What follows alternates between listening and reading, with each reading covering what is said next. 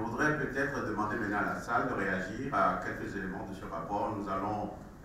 Des échanges à bâtons rompus autour des indicateurs de suivi et d'alerte de la sécurité humaine au Bénin.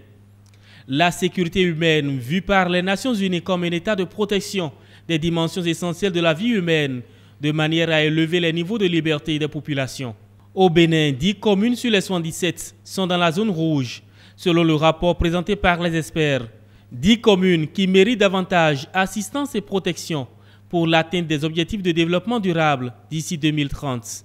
Les travaux réalisés au Bénin sur la sécurité humaine et les enseignements tirés du rapport de suivi ainsi que des précédents nous convainquent davantage que si nous voulons atteindre les objectifs de développement durable, nous devons nécessairement aller vers une transformation de la structure de l'économie et de sortir de la trappe de la pauvreté.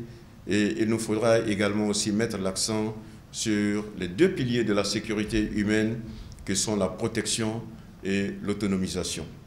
Le fondement de la sécurité humaine et les objectifs de développement durable. Le Bénin sera au rendez-vous de 2030, rassure le gouvernement qui promet une riposte à la hauteur des menaces pour sortir les 10 communes citées par le rapport de la zone rouge. Ce jour est le premier de sa catégorie.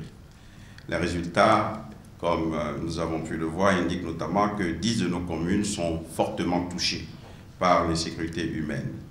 Il s'agit des communes de Karimama, de Wessé, de Djakotome, de Banikwara, de Tukuntuna, de Peonko, de Tofor, de Bokumbwe, de Kogounou et de Kobli. Donc je voudrais indiquer ici que des initiatives phares sectorielles à action rapide seront déployées dans les meilleurs délais afin de couvrir l'essentiel des risques identifiés. Vous savez certainement que le projet ARCH, le projet d'accès à l'eau potable pour tous d'ici 2001, font partie des réponses que nous essayons d'apporter.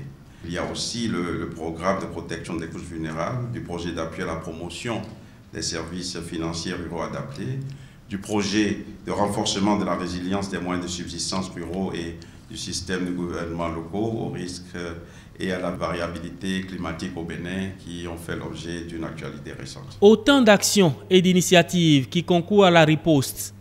Le gouvernement du Bénin prend au sérieux la menace. Les populations vulnérables vont bientôt s'en convaincre. L'atteinte des objectifs de développement durable à l'horizon 2030 est pour le Bénin un impératif.